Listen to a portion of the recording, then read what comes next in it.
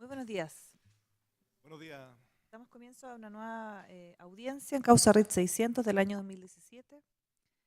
Audiencia de hoy jueves 18 de octubre del año 2018. Nos encontrábamos escuchando los alegatos de cierre del Ministerio Público. Tiene la palabra. Muchas gracias, magistrado. Como anunciábamos ayer, nuestro último eje argumentativo dice relación con algunos aspectos de naturaleza o de carácter jurídico. Un primer aspecto de carácter jurídico que queremos abordar es un aspecto de corte procesal y que tiene que ver con la adecuada valoración que el tribunal debe hacer en relación a determinados medios de prueba producidos por la defensa. Y nos referimos, su señoría, específicamente a los medios de prueba singularizados con los números 604, 609, 610 y 611 de la defensa. El primero de ellos corresponde a un informe de don Álvaro Clark de la Cerda y los tres documentos restantes corresponden a informes técnicos del señor Matt Venegas. Lo cierto es, su señoría, que muchas veces en las audiencias de preparación de juicio oral se discute acerca de la incorporación o no incorporación de determinados documentos y se discute muchas veces acerca si constituyen o no constituyen documentos propiamente tales. Y hay muchas oportunidades en que esa discusión decanta en una cuestión que es bastante cotidiana, y es que esas discusiones sobre si el soporte lo que contiene es una determinada información de carácter objetiva proveniente de una determinada entidad, o si aquello que contiene es en definitiva un análisis, una opinión razonada en relación con una determinada materia, si es o no efectivamente un documento, si constituye, como creemos en el presente caso, un peritaje. Y aquello, insistimos, decanta en un tema que es de valoración del tribunal. Si bien existe en el sistema procesal penal un sistema de libertad de prueba que permite, por lo tanto, probar por los medios que las partes estimen convenientes, en la medida que sean lícitos en su obtención, aquellas afirmaciones que fundan su teoría del caso, lo cierto es que el Código Procesal Penal sí define ciertas cuestiones. Y del mismo modo como define el contenido de los informes periciales, ese contenido, esa definición del contenido de los informes periciales en buena medida marca un límite de aquello que puede contener un documento. ¿Y con qué nos encontramos? Nos encontramos, y vamos a puntualizar particularmente en el informe de don Álvaro Clark de la Cerda, que fue leído e incorporado mediante su lectura prácticamente íntegra por parte de la defensa. Este informe, su señoría, es un informe que contiene primero, y partió la defensa leyendo los antecedentes curriculares, luego contiene cuáles son sus objetivos, cuál es la metodología aplicada y desarrolla una serie de conclusiones, su señoría, allá por el año 2014, 12 de diciembre del 2014, a las cuales arriba este perito, entre paréntesis, perito prácticamente en derecho, porque lo que señala es que las operaciones desarrolladas desde la perspectiva de la corredora de bolsa Larraín Vial habrían cumplido con la normativa vigente a la fecha. Pero lo cierto es, su señoría, que claramente lo que contiene esto no es un rescate objetivo de antecedentes con los que haya contado el señor Clark, sino que constituyen una opinión de este en torno a determinados objetos que le fueron puestos en su momento como parte de los antecedentes de Larraín Vial para efectos que evacuara un informe que, dicho sea de paso, fue entregado al regulador, a la Superintendencia de Valores y Seguros. Desde esta perspectiva, entendemos que el tribunal no puede darle valor como documento. Y para darle valor como informe pericial, la defensa tendría que haber traído al perito. Y de hecho, si nosotros vemos el listado de prueba que fue descartada por la defensa, tenemos que el señor Clark estaba incorporado como testigo en el número 3 y, coincidentemente, como perito también en el número 3. Dicho lo anterior, su señoría, nos centraremos ahora en aquello que lo anunciábamos el día de ayer, creemos constituye quizá el meollo de la discusión, pese a la sorpresa que le causó, y señaló así en su alegato de apertura el señor defensor, le causó el hecho de que centráramos parte de nuestro alegato también en el análisis de los tipos penales. Y vamos a hacer entonces algunas argumentaciones en torno tanto al tipo penal del artículo 53 como al del artículo 59, letra A. En primer término, su señoría, vamos a centrar la discusión jurídica en torno a la irrelevancia del precio de mercado y con todo la irrelevancia de la acreditación del precio de mercado como una condición en este contexto expuesta por la defensa. La defensa ya citó en sus alegatos de apertura y probablemente citará en esta oportunidad informes en derecho tanto del profesor Hernández como del profesor Londoño para exigir a las partes acusadoras la necesidad de acreditar un resultado respecto de la conducta que entendemos en el presente juicio se encuentra asentada con la prueba rendida. Se nos ha dicho durante el desarrollo de las audiencias, e incluso se le ha preguntado a algunos de los testigos, recuerdo consultas en este mismo sentido, por ejemplo, a el testigo Carlos Pavés, que el artículo 53 necesariamente requiere modificación de los precios de mercado que recaen sobre los valores afectados por las transacciones ficticias. Sin embargo, el ejercicio que acá debe realizar el tribunal es un ejercicio que se denomina de tipo lógico-normativo, ¿no es cierto? Que es el ejercicio de subsunción, que es aquel que es propio de la judicatura penal, adjudicar responsabilidades y dar cuenta de que los hechos acreditados se enmarcan dentro de los contornos del tipo penal. Y es aquí donde los informes evacuados por el profesor Hernández y por el profesor Londoño presentan un primer déficit, creemos. Y el primer déficit es que no existe ningún antecedente gramatical, que es uno de los elementos centrales de interpretación que debe utilizar el tribunal. No existe ningún antecedente gramatical, entonces, que indique la necesidad de afectación de los precios de mercado como una condición necesaria para la aplicación de la pena. En ese sentido, existen además varios antecedentes normativos que conspiran contra la tesis planteada por la defensa y que aquí simplemente vamos a enumerar sin que creamos sea necesario profundizar. El primero es que la estructura del artículo 53 de la Ley de Mercado de Valores es una estructura de delito de peligro. No es una estructura de delito de resultado. Esto aparece palmario de la sola lectura del texto legal. Si lo leemos, advertimos que este no requiere el acaecimiento de un estado de cosas lesivo posterior a la realización de la conducta del agente. El tipo solo demanda para la imposición de la pena, establecida en este caso en el artículo 59 letra E. Recordemos que los tipos penales de la Ley de Mercado de Valores llevan una descripción típica y una asignación de pena en una disposición distinta. Requiere la realización de cotizaciones o transacciones ficticias o la ejecución de transacciones engañosas o fraudulentas. Es en suma, su señoría, lo que se conoce en doctrina como un delito de mera actividad, donde el injusto se concentra en la acción típica y no en el resultado. Por lo tanto, no requiere causación de un perjuicio para nadie, ni menos una alteración de precio de mercado. Nos encontramos en consecuencia, insistimos, ante un delito de peligro, estructura típica que por lo demás, su señoría, se aviene claramente con el real objeto de protección de la norma. Es un bien jurídico colectivo, supraindividual, la confianza en el correcto funcionamiento del mercado. Y como bien sabemos, el legislador al momento de proteger a través de figuras típicas bienes jurídicos supraindividuales, la mejor forma de hacerlo es configurando delitos de peligro. Por lo demás, la interpretación de cualquier tipo penal debe hacerse siempre en torno al bien jurídico protegido. Esta estructura de delitos de peligro para la protección de bienes jurídicos supraindividuales ha sido sostenida incluso por el propio profesor Hernández en el libro Homenaje a Enrique Curi. Lo ha sostenido también la profesora Mirentu Corcoy en su conocida monografía sobre delitos de peligro y bienes jurídicos supraindividuales. La lesión de bienes jurídicos colectivos, concluyen ambos profesores, no puede ser comprobada empíricamente ni deja rastros que permitan su acreditación forense. Y esa es la razón por la cual el legislador, en definitiva, para proteger el mercado de valores, configura figuras de peligro. El segundo argumento de texto del artículo 53, que nos ofrece el propio artículo 53, es la utilización de la voz cotización.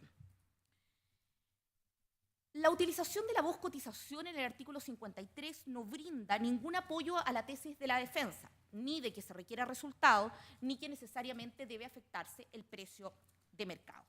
Esto porque la expresión cotización no puede sino entenderse como una oferta de venta u oferta de adquisición de valores.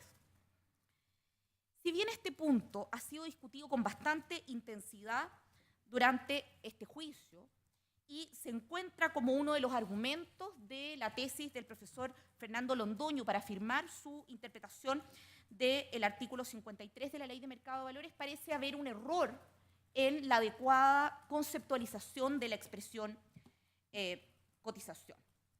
Acudiendo al diccionario, el profesor Londoño considera que cotización es un precio publicado.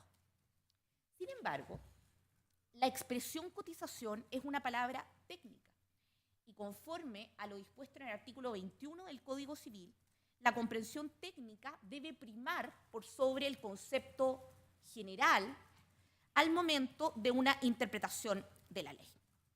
Y desde esa perspectiva, recurriendo a la técnica, no cabe sino concluir que la voz cotización utilizada por el legislador chileno parece provenir de una traducción del término inglés quotation, que significa en dicha lengua precisamente cotización u oferta, siendo un término técnico asociado precisamente a la operatoria de valores. Es decir, nosotros no estamos trayendo este término técnico de un mercado o de un ámbito regulatorio distinto al propiamente bursátil.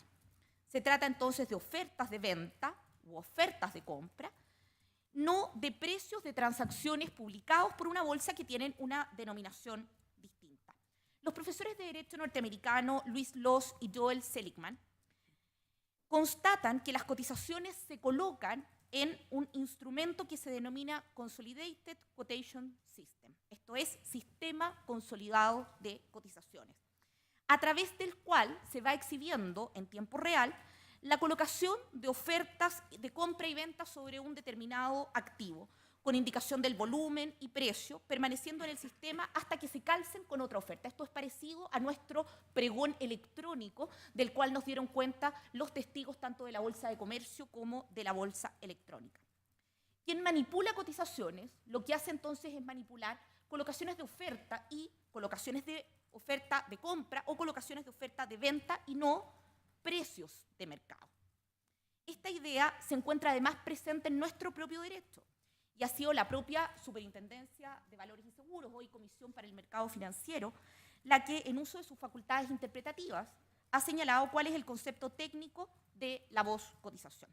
Y de hecho, dentro de la propia resolución 223, que forma parte de los antecedentes de prueba producidos por el Ministerio Público en este juicio, concretamente en su página 681, se recoge cuál es esta interpretación de la expresión cotización que la Superintendencia de Valores y Seguros hace en ejercicio de sus facultades interpretativas contenidas en su ley orgánica.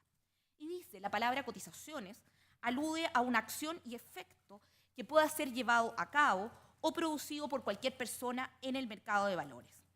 Esto es exactamente lo que hace cualquier persona al ofrecer públicamente, comprar o vender un valor, poniendo en el sistema bursátil una orden de venta o una orden de compra de una determinada cantidad de valores a cierto precio, valorando para sí mismo un determinado título. Es decir, reproduce lo mismo que es recogido por los profesores norteamericanos antes citados. Por último, para interpretar la voz cotización como precio de mercado, se entra en una abierta contradicción con nuestro derecho positivo, con lo cual implica además una vulneración de lo dispuesto en las reglas sobre interpretación sistemática de las disposiciones legales. En efecto, el artículo 14 de la Ley de Mercado de Valores permite a la Comisión del Mercado Financiero suspender la cotización de un determinado valor. Recordemos que en abril del año 2012, la Superintendencia de Valores y Seguros suspendió precisamente la cotización de valores de las sociedades materia del juicio oral, las sociedades cascadas, resoluciones 10.200, 10.201 y 10.202. Esta facultad otorgada a la Comisión del Mercado Financiero nos permite hacernos ciertas preguntas. Si es que cotización fuera equivalente entonces a precio, ¿podría plantearse en términos lógicos que la Superintendencia de Valores y Seguros, hoy Comisión de Mercado Financiero, podría suspender los precios en el mercado? ¿Podría suspender la publicación de determinados precios producto de transacciones de valores ya pasadas? La respuesta es claramente que no. La medida de la suspensión obedece a una lógica cautelar que pretende precaver daños futuros en el mercado, manteniendo la estabilidad del propio mercado. ¿Tendría sentido suspender la cotización de una acción si esto no es más que el reflejo de un precio?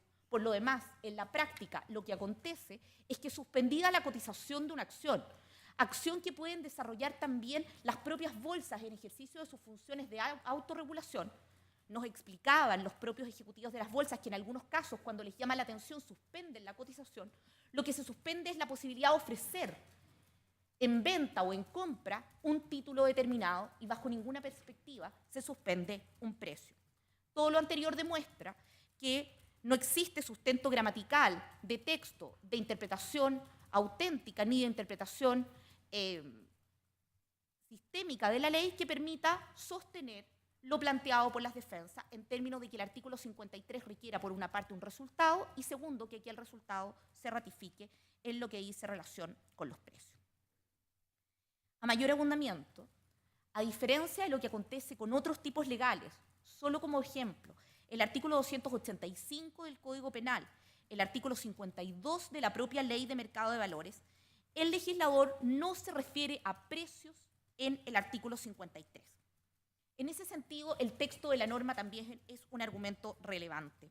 Cuando en el Código Penal se recoge la alteración fraudulenta de precios en el artículo 285, el legislador expresamente determina que aquella alteración recae respecto de los precios.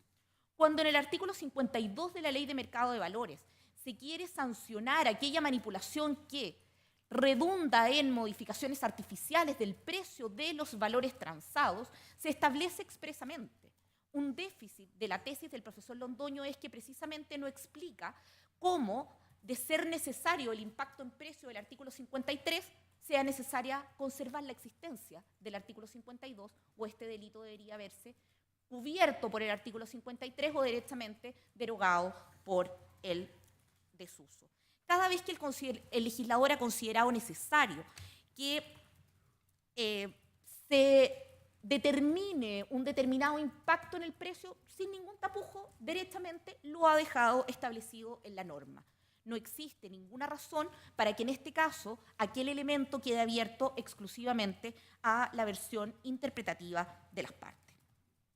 A su vez, a diferencia de lo dispuesto en los artículos 432 a propósito del delito de hurto, 411 del delito de tráfico de migrantes, 411 bis de la trata de personas del Código Penal, el artículo 53 de la Ley de Mercado de Valores tampoco contiene ningún antecedente gramatical que permita sustentar la idea de que contiene algún tipo de elemento de intención trascendente como parte de la configuración de los hechos materia de reproche.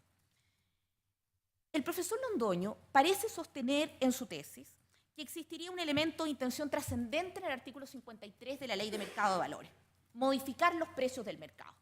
Vale decir, si las cotizaciones ficticias o fraudulentas o simuladas, las transacciones ficticias o simuladas no tuvieran por intención esta alteración o modificación de los precios del mercado, directamente no serían punibles. De nuevo, esto no tiene ningún asidero en la gramática o en la expresión utilizada por el legislador a la hora de sostener que es punible las conductas descritas en el artículo 53. Pero además, en todos aquellos tipos penales en que se hace necesaria una intencionalidad trascendente, como dice la doctrina, el legislador lo ha expresado de nuevo sin tapujos y de manera clara. El artículo 432 habla del ánimo de apropiación. Los artículos 411 y 411 bis hablan también de este ánimo de explotación. La doctrina mayoritaria, entonces, de nuestro país, a raíz de esta misma argumentación, es decir, de la inexistencia de un elemento de intención trascendente expresamente descrito en la disposición, ha descartado, por ejemplo, la exigencia de ánimo de lucro en la estafa. En la estafa no se requiere un ánimo de lucro, uno podría tener un ánimo solo y exclusivamente de perjudicar a un tercero, y sin embargo se configura de todas maneras el delito de estafa en la medida que se den cada una de las etapas consecutivas que dicho delito determina. Con todo, si el tribunal llegara a estimar que la alteración del precio de mercado constituye un criterio correcto para imputar responsabilidad, en este caso se ha manipulado una y otra vez el sistema de formación de precios, que no es otro que el calce entre la oferta y la demanda sobre un valor. la sola existencia de transacciones simuladas o ficticias, en todas las cuales interviene Aldo Mota Campo, por ambas partes, implica que el precio que se forma es un precio igualmente simulado o ficticio. Hemos visto que la teoría de precios y descuentos, de la cual nos habló, si mal no recuerdo, durante 4 o 5 horas el mismo imputado Aldo Mota, para lo único que puede llegar a servir como explicación es para dar cuenta que siempre se actuó en perjuicio de alguna de las sociedades que él mismo administraba. Hemos visto además cómo se utilizaban, por ejemplo, los precios del periodo de opción preferente para lanzar acciones al mercado a precios más bajos que los que se registraron en las plataformas bursátiles aquella fecha, para que luego el mismo imputado Mota ordenara la recompra de las mismas acciones a un precio muy superior al que fueron lanzados. Aquello ciertamente, su señoría refiere que aún no siendo necesario, de todas maneras acá hay una manipulación del sistema de formación de precios impactada por las acciones desplegadas por el propio imputado.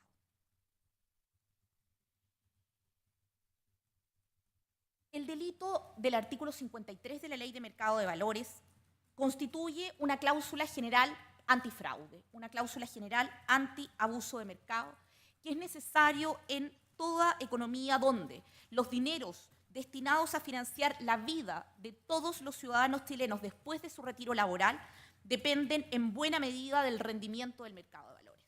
Aquí, su señoría, no es baladí la intervención como querellante de la AFP Habitat. No es baladí los dichos de los testigos señores Macías y señor Chávez de la Superintendencia de Pensiones en torno al impacto que eventualmente puede tener una actuación de abuso de mercado descrita en el artículo 53 en los resultados de las administradoras de fondos de pensiones.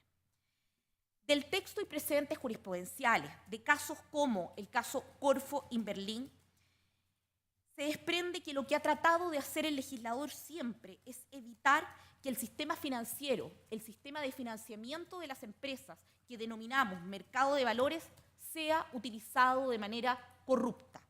Evitar que el sistema de valores sea instrumentalizado para destinar un arreglo institucional instaurado con miras al bien común hacia la satisfacción de intereses personales, aprovechándose de las herramientas que proporciona el propio mercado para su enriquecimiento ilícito.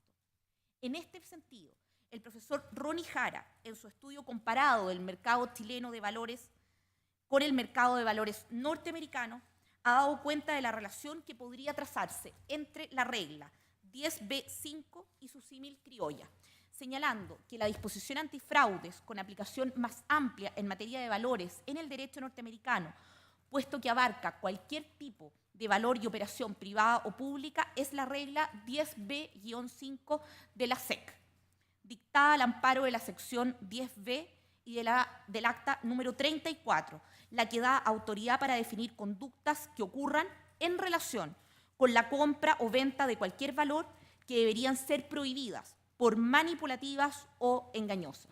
Y agrega el profesor Jara, localmente existen varias normas que pudieran ser utilizadas con propósitos similares a la referida regla 10b-5. La más importante de ellas, por su amplia aplicación, pues abarca todo tipo de valores y transacciones, y por sus graves consecuencias, pues puede traer aparejada responsabilidad civil, administrativa y criminal, es la contemplada en el artículo 53 de la Ley de Mercado de Valores. Afirmamos, en consecuencia, que cualquier mirada restrictiva sobre el artículo 53 hace que pierda valor protector la disposición penal antes aludida. Y, en definitiva, que a propósito de este punto puede ser equiparada a una regla general antifraudes como aquella a la que hemos hecho alusión contempla el derecho norteamericano. Esta misma comprensión del artículo 53 de la Ley de Mercado de Valores ha sido sostenida por nuestra propia Corte Suprema, a propósito del mismo caso Corfo-Inberlin ya citado. En ese importante precedente jurisprudencial, el máximo tribunal entendió que el inciso segundo del artículo 53 de la Ley 18.045 tiene por función la siguiente, y me permito leer: resguardar los bienes jurídicos contemplados en las normas referidas en los párrafos anteriores, cuáles son el principio de protección al inversionista, el principio de buena fe o lealtad y el principio de información, a fin de resguardar la fe pública en la intermediación de valores y asegurar del mismo modo el orden público económico. Esta sentencia, su señoría, a nuestro juicio, cobra aún mayor relevancia cuando se tiene en cuenta que la conducta reprochada recayó sobre depósitos a plazo en el caso Corfo Inverlink. Esto es, valores que no se encuentran expresamente regulados en la Ley 18.045, cosa distinta que lo que acontece en el presente caso, donde las actuaciones desplegadas por el imputado Mota recaen sobre acciones de sociedades anónimas abiertas. Y que más allá del concepto del tipo de instrumento financiero que fue utilizado en el caso de la corredora de bolsa Inverlink, la Corte lo que tomó en consideración es la gravedad y extensión de los hechos acreditados en juicio, constatando que a través del esquema fraudulento desplegado por los acusados se afectó no solo el patrimonio de cientos de clientes o inversionistas, sino que la confianza del público en general en el correcto funcionamiento del mercado. La extensión de este artículo se ve enfatizada por su propio texto, su señoría. Incluye tanto las transacciones que se realicen en el mercado como las negociaciones privadas que tienen lugar fuera del mercado. Circunstancia que diferencia radicalmente lo dispuesto en el artículo 52, el que no incluye transacciones privadas ni valores no regidos por la Ley 18.045. Es decir, de nuevo existe un argumento de integración sistemática de la norma, y es que si el legislador específicamente lo quiso ampliar es porque otras interpretaciones restrictivas en relación al mismo tipo penal no corresponden, haciendo abundamiento a los argumentos antes señalados.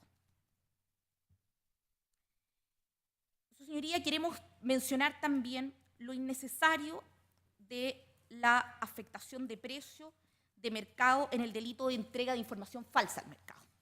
Aquí nos cambiamos ya a un breve análisis en torno al artículo 59, letra A, de la Ley de Mercado de Valores, en lo que dice relación con el segundo grupo de hechos imputados. Esto es lo que ha sido denominado en este juicio caso Actas.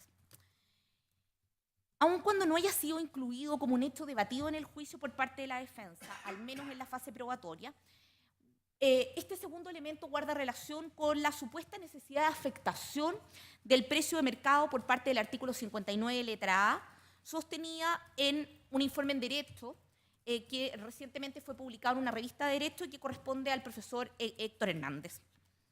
Aquí son de recibo aplicables todos los argumentos expuestos a propósito del artículo 53, especialmente el hecho de que no existe ningún antecedente gramatical que haga exigible que el artículo 59A tenga un impacto entonces en los precios de mercado.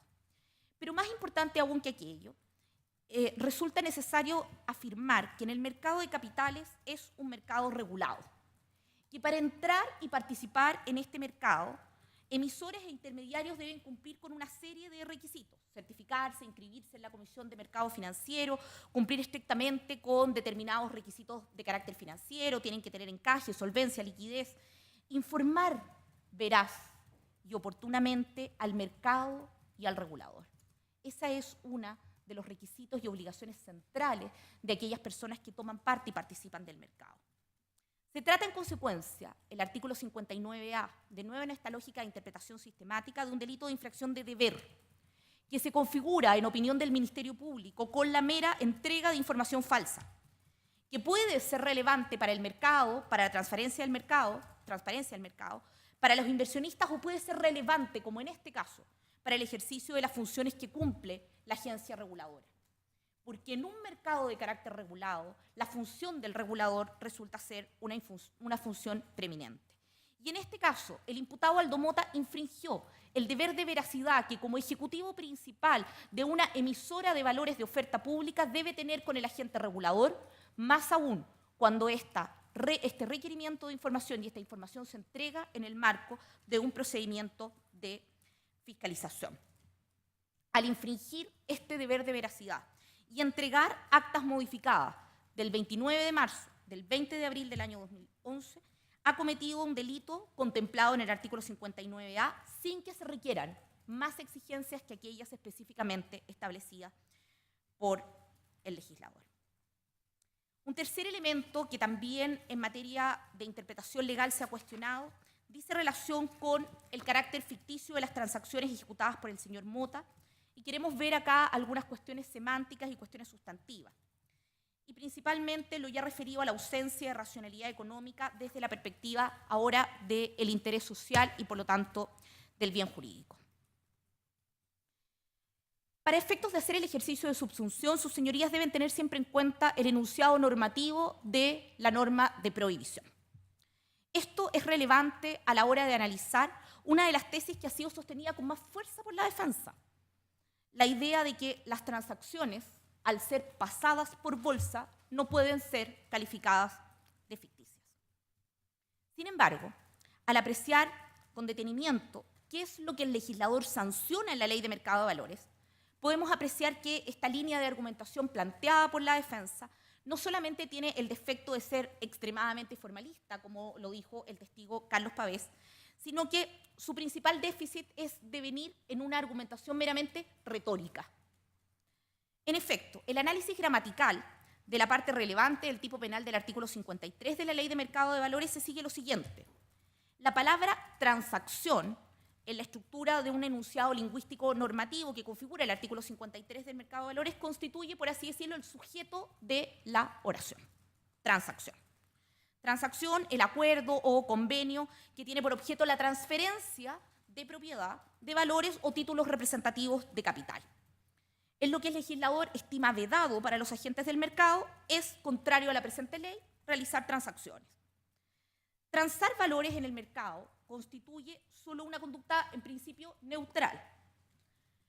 Pero además, en el mercado de valores, transar valores constituye una conducta deseada, una conducta esperable. Un mercado activo es una conducta esperable porque, como lo dijeron varios de los testigos, recuerdo a Pavés en este punto, en el evento de que el mercado no dé suficientes garantías de transparencia y legitimidad, esos recursos invertidos se van a ir a otros mercados y se produce, por lo tanto, un deterioro en la actividad económica. Las transacciones, entonces, no son neutrales en general, en principio son neutrales y además son deseables.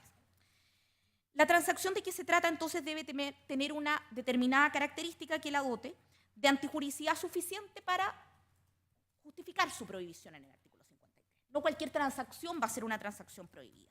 Y aquí es donde interviene a este sujeto de la oración lo que hemos denominado durante este mismo alegato la cualificación del mismo, el adjetivo, la adjetivación del mismo. Y el adjetivo que se utiliza es ficticio. El objeto de esta palabra, al ser un adjetivo, es precisamente calificar la transacción y calificarla en términos negativos de manera tal de que es una conducta prohibida.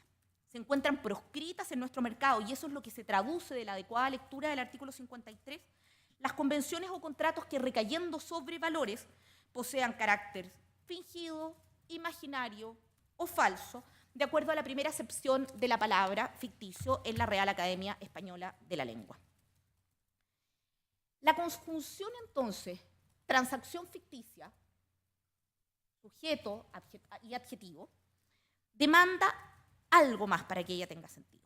Que primero, para que tenga sentido, debe haber tenido lugar en el mundo una operación sobre un determinado valor, un instrumento financiero, sobre el cual se haya ejecutado una acción que podamos denominar transacción. De otra manera, no habría nada que calificar. De esta lógica, de esta prioridad lógica, que debe existir algo para que sea calificado como ficticio, se sigue que lo ficticio no de una transacción, operación, constituye ciertamente una valoración. Es un juicio valorativo en relación a algo que ocurrió en el mundo real. Es un juicio que se realiza a posteriori. Necesariamente debe realizarse a posteriori como cualquier juicio. Una vez que exista, entonces, una transacción susceptible de ser calificada como ficticia, engañosa. Por lo tanto, debe haber ocurrido dentro del mercado. Y es el propio legislador, sus señorías, el que aclara este punto. Pues el legislador se declara en este punto, y de manera expresa, indiferente para el efecto de calificación como ficticias, el hecho que estas transacciones se hayan llevado a cabo en el mercado bursátil. Ya sea que las transacciones se lleven a cabo, dice el legislador, en el mercado de valores o fuera de este. Dialoga entonces el legislador sobre la base de la ejecución efectiva de estas transacciones. ¿Y cómo se llevan a cabo? La respuesta a esta altura del juicio, su señoría, es una sola, tratándose de acciones a través del mercado bursátil con el cumplimiento de todas las reglas que ya han sido latamente expuestas durante esta intervención. De todos los movimientos comerciales sobre acciones, por ley los corredores de bolsa se encuentran obligados por normas tributarias a emitir facturas, las que fueron producidas como medio de prueba en el juicio. Si no cumplen con ese requisito de emitir la factura, si no cumplen con el requisito de realizarse efectivamente en la bolsa de comercio, de hacer coincidir la oferta y la demanda, no puede tener lugar una transacción en el mercado de valores. Transacciones ficticias, aun cuando éstas hayan tenido lugar en el mercado de valores o no. Nuestra propia Corte Suprema, en una sentencia del 14 de diciembre del año 2012, en el rol 2025-12, a propósito del delito de contrato simulado, ha establecido que el mero cumplimiento de formalidades que reviste un contrato resulta irrelevante para decidir acerca de la licitud o ilicitud, en el caso que estemos frente a una voluntad fingida. Y en ese sentido, la Corte Suprema señala expresamente, y vamos a permitirnos leer, lo sostenido por los recurrentes en torno a la inexistencia de tal simulación, sustentados en que se suscribió por los contratantes la escritura de compraventa ante notario público, se pagó el precio y se inscribió el contrato en el conservador de bienes raíces, solo logra reafirmar dicho fingimiento, pues la observancia de las solemnidades que son inherentes al contrato viene a revestir de verosimilitud aquello que en realidad se simula, cuyo fin en la especie fue sustraer la propiedad del patrimonio del monasterio, no con la voluntad de venderlo, sino eludir el embargo decretado sobre sus bienes en la causa del segundo juzgado del crimen que se singularizan. Si nosotros hacemos un ejercicio de sustituir cada uno de los elementos que enumera este fallo de la Corte Suprema por cada uno de los elementos formales que se requiere para transferir valores en el ámbito del mercado bursátil, nos vamos a encontrar que la conclusión arribada por nuestro máximo tribunal es perfectamente aplicable en el caso sublite. La línea de razonamiento de la Corte Suprema habla de dos indicadores relevantes que creemos que en nuestro caso también residen. Primero, la ausencia de un ánimo de transferir definitivamente el dominio, transferencia meramente transitoria o transferencia efímera, como lo que ocurre en los casos que proponemos al tribunal, y la ausencia de razonabilidad económica de la misma.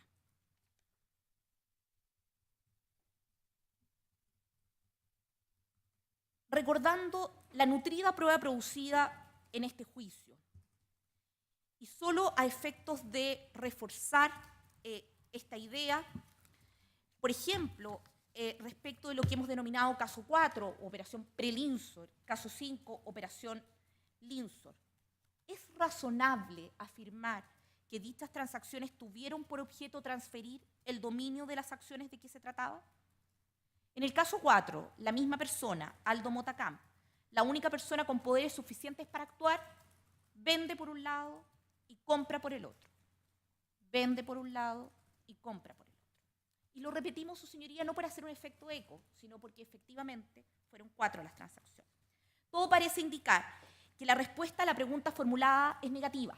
No hay una intención real de transferir el dominio de las acciones que se trataba, y lo mismo es predicable en relación al caso 5. Esta carencia de razonabilidad económica debe ser vista desde la perspectiva del interés social protegido por el bien jurídico en torno al cual se justifica la existencia del artículo 53 de la Ley de Mercado de Valores. No todas las conductas que atentan contra el mercado son constitutivas de delito, solo aquellas más graves. Y precisamente en este caso estamos en presencia de un fraude, de un abuso de mercado, de aquellos que precisamente son los más graves que hemos podido conocer. La carencia de razonabilidad económica, su señoría, de estas conductas nos conduce necesariamente a que éstas sean calificadas de ilícitas y ficticias, en cuanto solo tienen por finalidad perjudicar el patrimonio administrado. Si alguna razonabilidad ha existido en las conductas desplegadas por Aldo Mota, es aquella, como ya lo afirmamos a propósito del análisis de la prueba pericial de Adeodato de la Vega, aquella dada por la orientación hacia el resultado, esto es, aquella que da cuenta del dolo de la gente, del dolo del señor Mota, la razonabilidad que nos da cuenta de una planificación, de una orquestación, de todo este esquema precisamente para instrumentalizar el mercado de valores y para la obtención de fines enteramente contrarios a aquellos propugnados por el sistema. Por estas consideraciones, su señoría, el Ministerio Público estima que se encuentran cubiertos probatoriamente todos los elementos de hecho y se encuentra también disponible para el tribunal la mejor interpretación del artículo 53 y 59A del Código de la Ley de Mercado de Valores, de modo tal de que, a juicio del Ministerio Público, no cabrá otra conclusión al tribunal que la de condenar a Aldo Mota Camp como autor de los delitos que han sido materia de nuestra acusación. Gracias, maestra. Gracias.